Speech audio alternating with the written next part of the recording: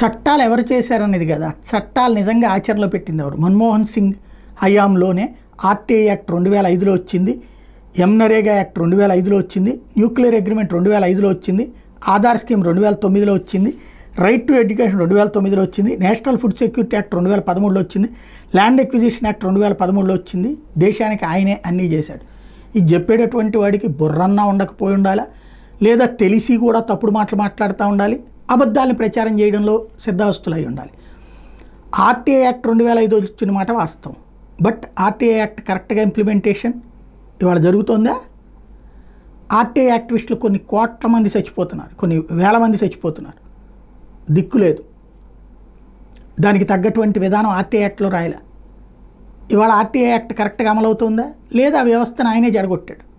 ఎందుకు అంటే RTI act తెచ్చాడు కానీ దానికి ఒక పోలీస్ పవర్స్ ఇవ్వాల, దాంతో నష్టం జరుగుతుంది. నెంబర్ 2 ఎంనరేగా అంటే మనకి మహాత్మా గాంధీ నేషనల్ అనేసి ఈ పేరు పెట్టుకొచ్చారు. ఉపాధి హామీ పథకం అనేది అంతకుముందే ఉంది.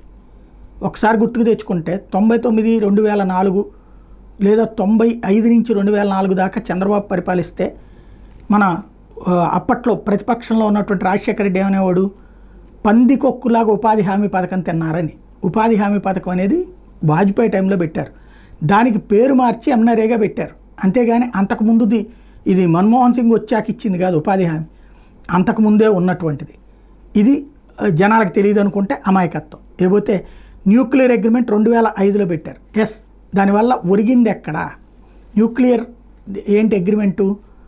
మన దేశంలో అణ్వస్త్రాల అణు ఒప్పందం కిందన, అంటే ప్రపంచంలో ఉన్నటువంటి ఎవడైనా సరే ఇక్కడికి వచ్చి అణు విద్యుత్ కర్మాగారాలు పెట్టుకోవచ్చు. దానికోసం అప్పుడు ప్రభుత్వమే కోల్చడానికి కమ్యూనిస్టులు సిద్ధపడితే కూడా మన్మోహన్ సింగ్ వెరవలేదు, నిజం. బట్ ఆచరణలో ఫెయిల్ అయింది. అణు విద్యుత్ కర్మాగారాలు ఎక్కడ ఉన్నాయని మనకి నిజంగా అది సక్సెస్ అయితే మనం ఇవాళ ₹2కి ₹1 కరెంట్ వాడుకోవాలి. ఎక్కడున్నాయని? అది పేరుకి చట్టం చేశారు, ఒప్పందం చేసుకున్నారు కానీ ఫెయిల్యూర్. ఆధార్ స్కీమ్ 2009, ఎస్, కానీ మనకు అమలు ఎప్పటి నుంచి బిగినైంది? ఆధార్ అన్నిటికీ నరేంద్ర మోడీ వచ్చాక బిగినైంది. ఆధార్ని ఏదో తాంబూలాలు ఇచ్చేసాం తనుగు చావండి అని చెప్పినట్టు ఆధార్ ఇవ్వగానే సరికాదు. ఆ ఆధార్ ఆచరణలో పెట్టేది ఎవరు? అన్నిటికీ అనుసంధానం చేసేది ఎవరు? ఇవాళ రోజున బ్యాంకులకు అనుసంధానం నుంచి ప్రతిదానికి ఆధార్ కార్డులు చేతికి ఇచ్చింది కూడా 2014 తర్వాతనే. ఇది మర్చిపోతే ఎట్లాగా? తెలియదు అనుకుంటే ఎట్లాగా? అలాగే రైట్ టు ఎడ్యుకేషన్ 2009లో చట్టం చేశారు, కానీ ఏమైనా ఒరిగిందా? ప్రభుత్వ పాఠశాలలో పాఠాలు చెప్పడమే రైట్ టు ఎడ్యుకేషన్ అయింది. ప్రైవేట్ పాఠశాలలో, ప్రైవేట్ కళాశాలలో 25% రిజర్వేషన్ ఇవ్వాలి. ఏ కళాశాలన్నా, ఏ యూనివర్సిటీ అన్న ఇస్తుందా? వాళ్ళ దగ్గర ఆల్రెడీ చదువుతున్న వాళ్ళతో 25 మందికి లిస్ట్ అడగ పంపించేసి వీళ్ళే అని చెప్తుంది. అంత మించి ఏం లేదు. పేరుకి ఇది చట్టం చేశారు, చట్టాన్ని ఆచరణ ఫెయిల్యూర్ అవుతున్నారు. ఇకపోతే నేషనల్ ఫుడ్ సెక్యూరిటీ యాక్ట్ 2013 ప్రతి ఒక్కళ్ళకి తిండి, ఇది ఖచ్చితంగా ఈ ఉపాధి హామీకి ఫాలో అప్ను ఎంనరేగాకి ఫాలో అప్పే నేషనల్ ఫుడ్ సెక్యూరిటీ యాక్ట్. ప్రతి ఒక్కళ్ళకి తిండికి ఇబ్బంది ఉండకూడదు. జాతీయ ఆహార భద్రత చట్టం దాని కిందనే ఇప్పుడు రేషన్ ఇస్తుంది. మొన్న పవన్ కళ్యాణ్ గారికి నాదెళ్ల మనోహర్ గారు చెప్పింది అదే.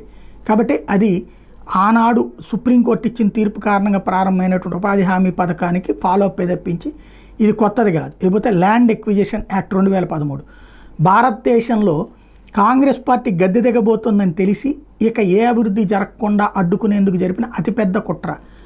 అంతకుముందు భూసేకరణ అంటే 1.1% ఉండేది, 1కి 3 రెట్లు డబ్బులు ఇవ్వాలని చెప్పి దాంతో పాటుగా అక్కడ ప్రభావితం అయ్యే వాళ్ళకి అవకాశాలు ఇవ్వాలని చెప్పేటప్పటికి దాని ఫలితంతో ఏ పనులు జరగకుండా చూశారు. ఇప్పుడు అమరావతికి భూ సమీకరణ ఎందుకు చేస్తున్నారు? కాళేశ్వరంకి భూ సమీకరణ ఎందుకు చేశారు? భూసేకరణ కింద అయితే 3 రెట్లు ప్లస్ ఇవన్నీ కలిపితే కనుక 100 కోట్ల రూపాయలు అయ్యే ప్రాజెక్టు 1000 కోట్లు అవుతుంది. కాబట్టి పోలవరం ఎందుకు లేట్ అవుతుంది? అందువల్లనే. ఇదివరకు 14,000 కోట్లతో ఏది ఇప్పుడు 55,000 కోట్లు అవుతుంది. దీనివల్ల నష్టం జరిగింది కానీ దేశానికి మంచి జరగలేదు. కాబట్టి రాస్తున్నాం మనం అంతే.